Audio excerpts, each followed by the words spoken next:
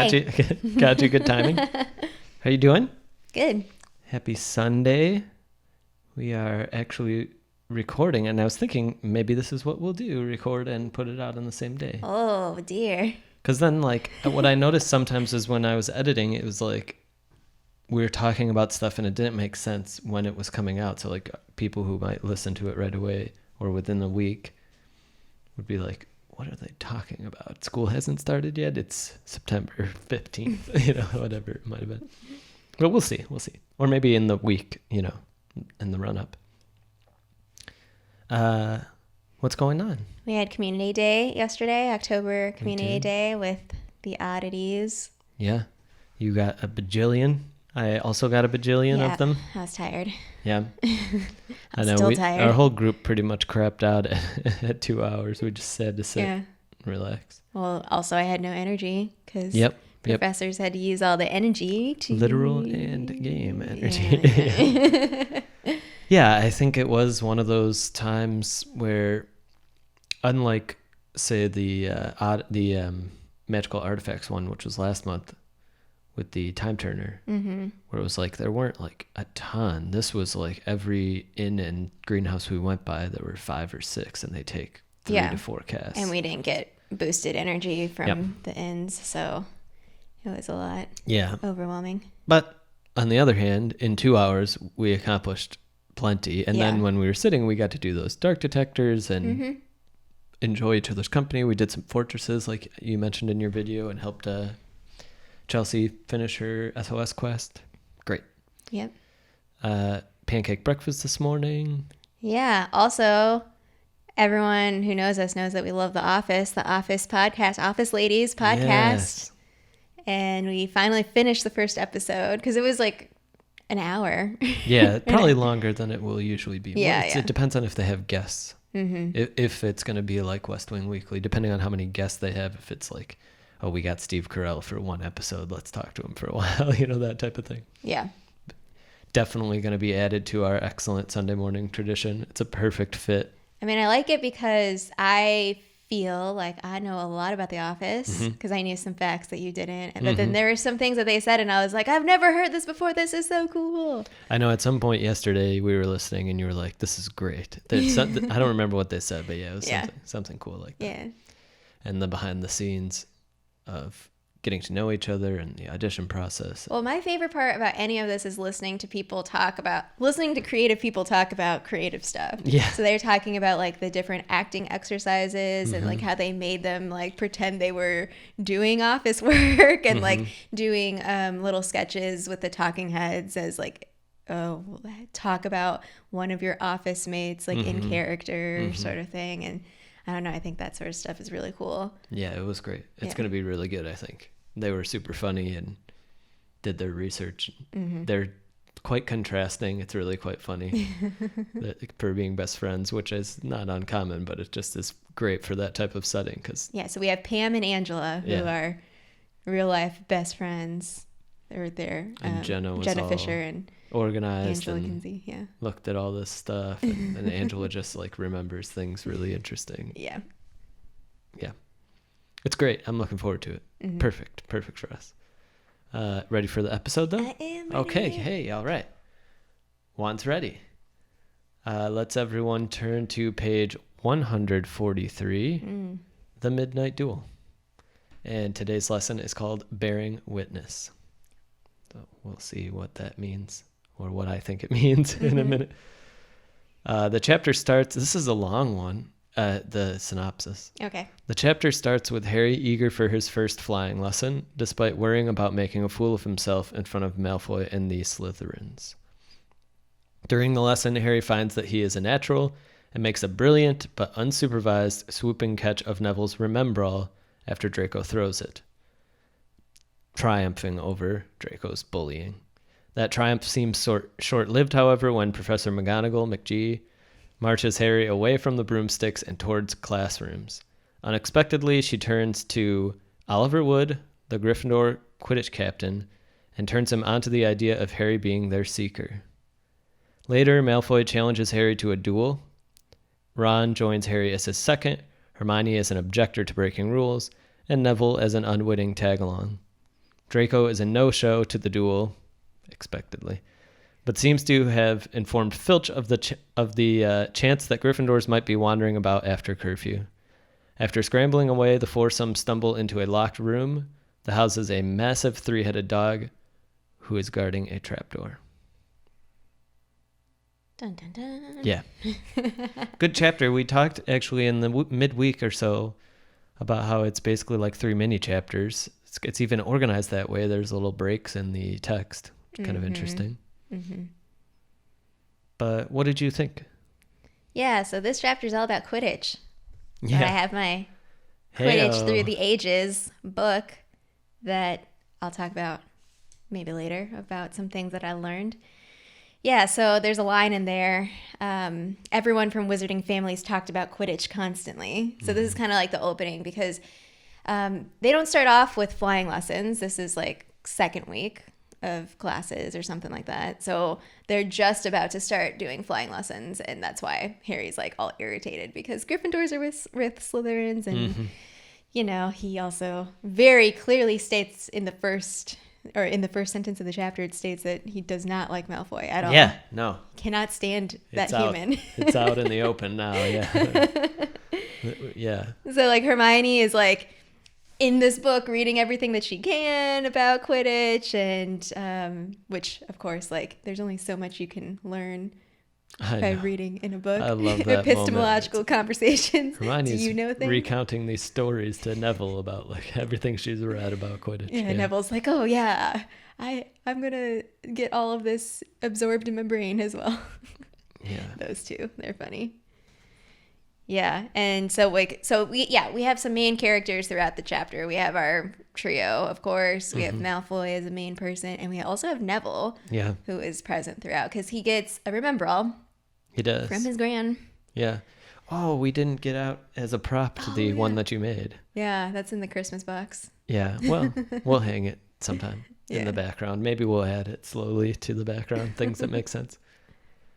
Yeah, I mean Neville is who I wanted to talk about with you. And is who I kind of had in mind with the title of the lesson here. I was thinking generally about, so originally I had risk and reward, but it was too on the nose. I felt like it was like, that's obviously like Harry's taking risks and being rewarded and all this, but why is he being rewarded and how is an interesting situation? Because it's like he gets rewarded because he becomes Seeker. He gets rewarded because he doesn't die to a three-headed dog or get captured by Filch, but actually like discovers something new and interesting to himself. Well, Hermione does actually, but I want to actually ask you, so there's a scene where Ron and Harry are leaving late at night for the duel, and Hermione follows them out and kind of berates them and tries to convince them that they shouldn't be doing this, and she probably already suspects that it's, a trap of some kind. And they come across Neville, right? And there's like that moment where Harry is like, no, shut up, I heard something, And what he hears is a snuffling, how he describes it or whatever. And then they walk over and Neville suddenly wakes up, right? And I want to put out a claim here, knowing some of what I know about how the book goes from here. And let's just, maybe it'll be a hypothetical. Is it possible that Neville was already awake and heard the whole conversation? Because I thought maybe the snuffling, he's crying, right? He's very scared. Bloody Baron's been by twice. I think he faked being asleep because he was trying to clean up the fact that he was crying. And I think it's really interesting to think about the fact that there are two main acts of bravery, because I also played with the name bravery seen and unseen. There's the bravery of Harry, like standing up to Draco, which is very obvious. It's in front of a lot of people. It gets witnessed by a third party, McGonagall, saves the day, saves the Remembrall, discovers he's like a master and has a lineage for flying. And then there's Hermione, right? Who just kind of isn't friends with Ron and Harry at this point, but is willing to stand up. And I think in this scenario where actually Neville is awake, I think it's interesting because he witnesses one of the two, and pretty much everyone else witnesses the other of the two acts of bravery. Because he's not actually there when Harry does all this because he's broken his arm. Right, yeah. And like then what he does witness is Hermione, and it's quiet and it's not out in the open. It's private. Mm-hmm. And I just always find that really interesting, knowing what we know about what Neville will become and has in him, right? I mean, I also find it super interesting that he can fly. He's just scared of it. Like he also has this like latent kind of magical, a bit, I don't know. But anyway. Yeah, no, I love Neville. I mean, right now, all of our interactions with him, he's just this like accident prone, goofy dude that people are kind of like make fun of. But yeah, Neville. So you were thinking Neville as like bearing witness to this act of bravery. More private act of bravery, right? Of bravery. Like I think it's important that, you know, this confrontation between Draco and Harry is so obviously a bully and standing up to a bully. Mm-hmm. And you get this kind of two-sidedness, like who's piling on who and like who is cheering for whom. Yeah. Whom is actually never read The Office. Yeah. Well, and part of it's it is great, it's like developing, because there's an earlier scene where when Neville gets the Remembrall and then he's like showing it and it turns scarlet immediately. And Draco just comes and takes it out of his hand. And both Ron and Harry stand up. And in the chapter, it's like they were hoping to get into a fight with Draco. Like this had, I mean, the first line again is he's just like, he doesn't like Draco. He's like looking for, well, I guess maybe not looking for, but like any chance that he can get to stand up to Draco, he's going to take it. And so I think that it's been building up. And also it's interesting because like, so you have Draco, who is this like, I don't know, he talks a big talk. That was also part of it, like talking about all of these like adventures and like escapes and whatever that he's done, and like with his family and getting gifts and all this stuff. Like Draco is a very like in your face dramatic, like he is, you know who Draco Malfoy is. You also know who Harry Potter is because he's the boy who lived, he's the chosen one. And so putting those two up, I mean, it has to be a very public confrontation. It has to be something that it was never going to be something private. It was never going to be the Midnight Duel. It was never actually going to happen, right? It wouldn't have made sense. Yeah, it would have been. First of all, Draco is too cunning for that. But yeah, you bringing up Harry and this idea of like his kind of anger for Draco boiling up. It was something that I was also considering. Is like the line between like bravery and selfishness, and I just love how Hermione calls him out basically, and it's like you guys are being so selfish. You're not being brave anymore. You're not standing up for Neville anymore. You're standing up for your pride, right? Because what, Draco is, you know, teasing you or something, or he just gets under your skin, and that's exactly what Draco's trying to do, and like you're just being very selfish. Well, that's why it makes me so mad when they go and then Hermione's like, see, I told you, like it was a trap, like whatever. And there's like this line in there. It's my quote. That's the quote I wrote. Yeah, go ahead and read Harry it. thought she was probably right, but he wasn't going to tell her that. It infuriates me so much, Harry. Oh my God. It's also such a relatable thing of like, of course you're not, I mean, this is going to be me being like, it's Hermione. Of course you're not going to tell this smart girl. That she's smart, and that's also part of her inferiority complex. It just builds on each other. It's like, gosh, come on, Harry, do better. There's such, I'll go to my J.K. Rowling praise moment. It's just so wonderful rereading this and kind of trying to come at it a little fresh, but knowing what we know.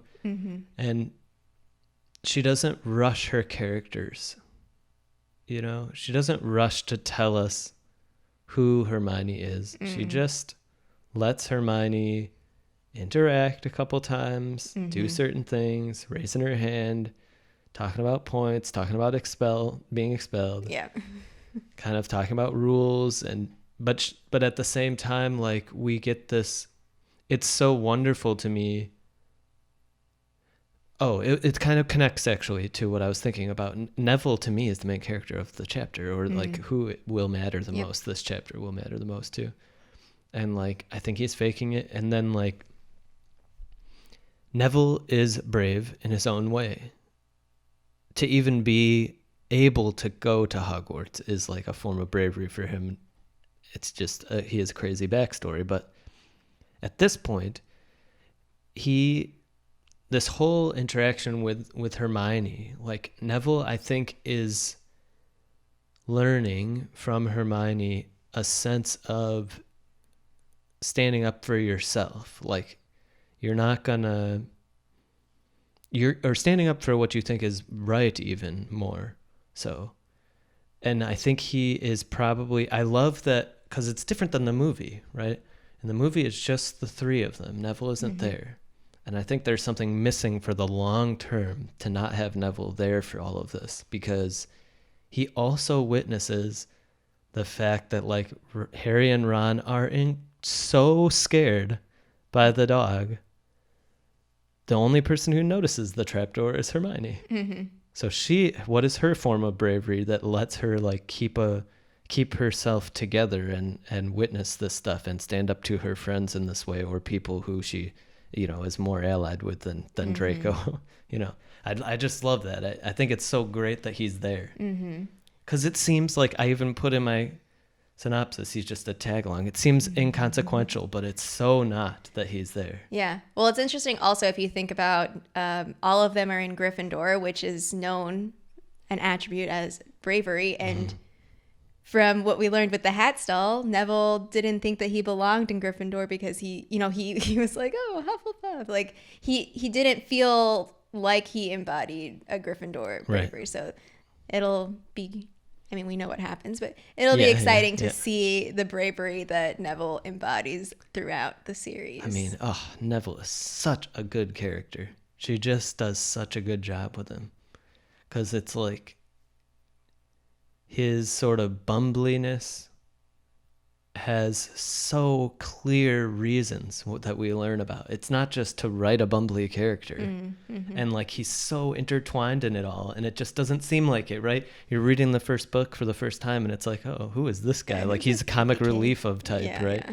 And it's just like, no, he's not at all, And then like you get the sorting and being sorted, the hat, having confidence in him, and like he really finds himself over the course of years, right? It's quite the experience. Yeah. What else do you have? You have anything else? Just some things from like flying class. So Neville slides off his broomstick, and then his broom keeps flying off to the Forbidden Forest. I love that. What? Too. This is so funny. Where are you going, bro? Bye.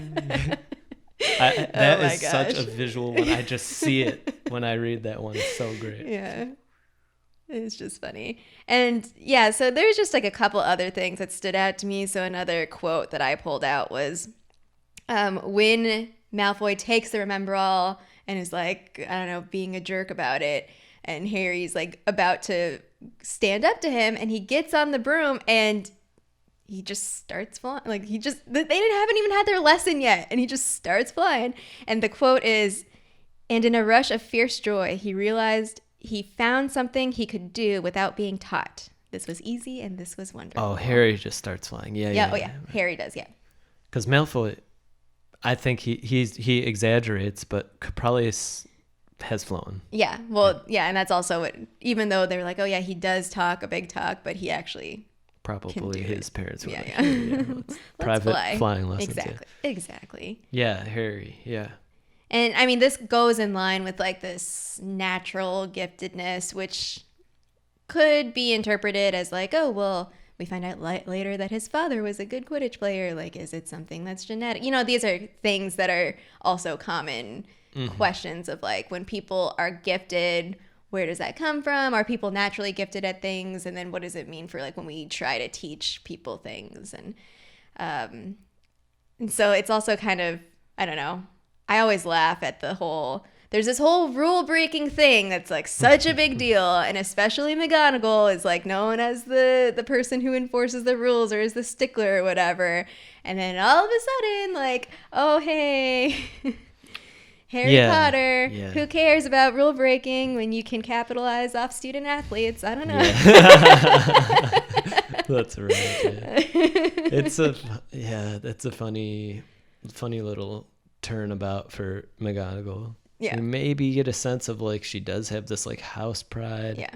And like it's almost maybe some of her baggage, as she almost overcompensates at times in public, especially in the classrooms. Like, because Ron even says like, "I wish McGonagall would treat us better," or whatever. There you go, Ron. But she probably overtly tries to be even-handed across the four houses, but sometimes that type of behavior actually means that you overdo it and like take it out on Gryffindors a little bit. I'm not sure if that's the case for her, but it always occurs to me that it's like, I don't know, even-handedness in the face of like Snape so obviously favoring, I don't know. Yeah,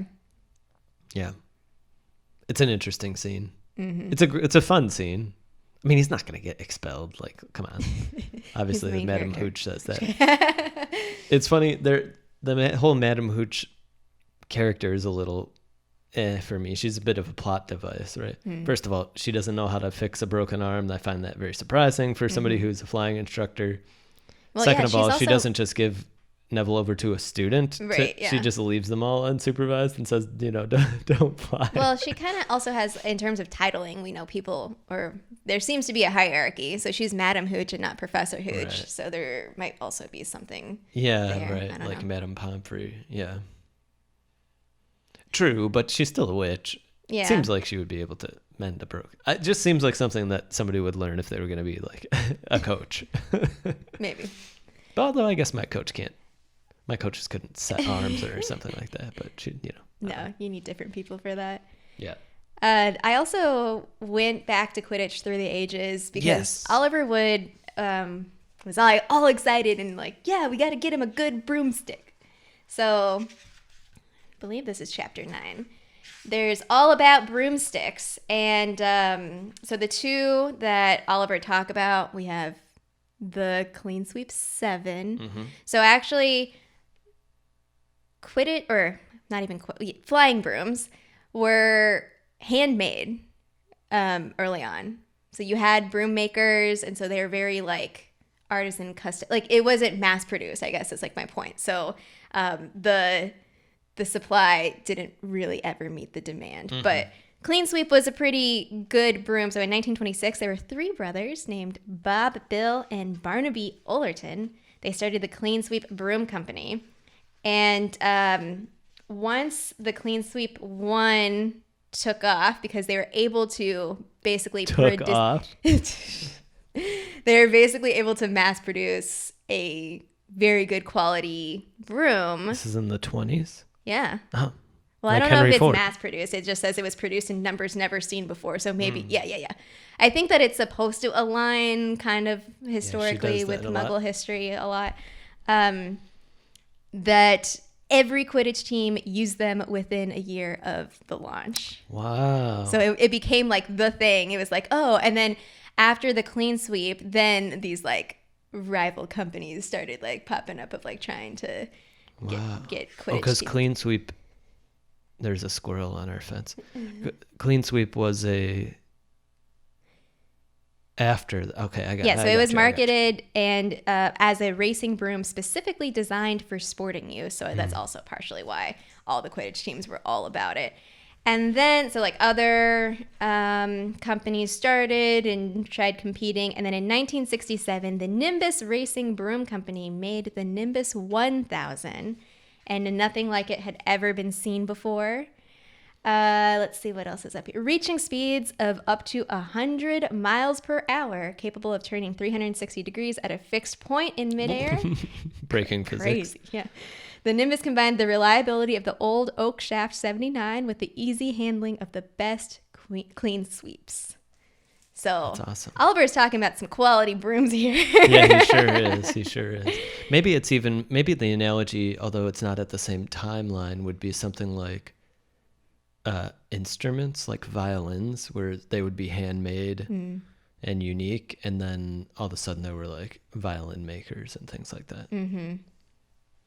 And they but it actually like is quite beneficial probably for the sport, as it probably was for Well, yeah. music, So you know, rather to be than able to individuals, then you get have them cheap. companies that Right. are making it. So then you have this like specific, like, oh, we want to make the best of the best. I wonder and what, market like, it. if there's like a famous broom museum or something with the Stradivarius in there. Yeah, that's cool. Also, this is super cool, and I'm just going off on all these weird tangents, but they should add brooms to the Ministry ID and Wizards Unite. Anyway. Yeah, interesting. Yeah. We also have secret passageways. Yes. That are in this chapter. Actually, so I found an article on Wizarding World, which I'll link in somewhere. And there two of the secret passageways that are on this article are actually in this chapter itself. So the first is we have after Fred and George find out that Harry is on the Quidditch team, and they're like, yay, we're so excited. They're like, okay, gotta go. Lee Jordan thinks that there's a secret passageway behind the statue of Gregory the Smarmy, which I was like, I bet there's something about Gregory the Smarmy somewhere Is online. there? Yeah, so apparently this dude is a medieval wizarding inventor who was a highly accomplished and successful potioneer. And he created Gregory's Unctuous Unction, which is a potion which fools the drinker into thinking the giver of the potion is their best friend. Ooh. So he is actually on a chocolate frog card as a famous wizard, and allegedly wormed his way into King Richard's confidence and made his fortune. Wow. Okay. And also, fun facts, the etymology. Gregory is derived from Gregorius, meaning watchful or alert, or Latin Gregorius. Smarmy means excessively or unctuously flattering, ingratiating, servile. Yeah. And so I don't know. That's all that I could find on him from some of the That's fandom great, wikis. though. That's so great. Yeah. What about what was the second one? The second one is when they realize that Filch is looking for them, Harry starts running. And this is actually funny because like Harry was talking about how he couldn't navigate Hogwarts like the first week, and he's like, where is everything? So he's like leading the way, and there's this tapestry that's by the trophy room, and they go through it, and they go through this secret passageway, and on the other side they end up at the charms classroom. Right. And it's like way further away from the trophy room. So that's the second one. Okay. Yeah. That's awesome. Yeah. Two of several. I Yeah. love Fred and George. Yeah. Just great characters to be able to bring in and out. And to have them be a tandem is quite funny. They just play off each other super well. Yeah. I always wondered if they ever like got mad at each other. We'll see. Probably. Yeah. They're brothers. You had a brother. Sure. So. That's what I'm thinking. Yeah. Or If you a have twin, a brother. like, doing all You yeah. still have a brother. Yeah. A contract got canceled. Yeah. No longer brothers. Yeah. Good chapter though. Yeah.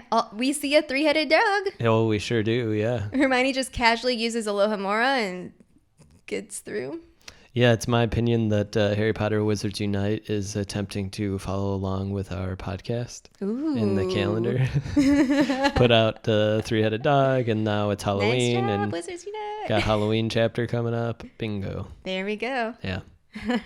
Another mystery to be uncovered. Well, great research as always. Yeah. Super fun. It's fun to go through. Maybe we'll rabbit find holes. some cool stuff for Halloween. Yeah, maybe. Yeah. Anything else for you? Did you pick a quote? Did you say? A quote? Well, I mean, there were a few. So it was, I read one of them already about the joy and stuff. Okay. The other one that I picked out, but I mean, it's just not super important, is like, I love how Ron just casually volunteers as, well, he's protecting Harry, but he's like, oh, I'm his second for the wizard duel. And then he like tells Harry, he's like, oh, but people only die in proper duels, with real wizards. Yeah.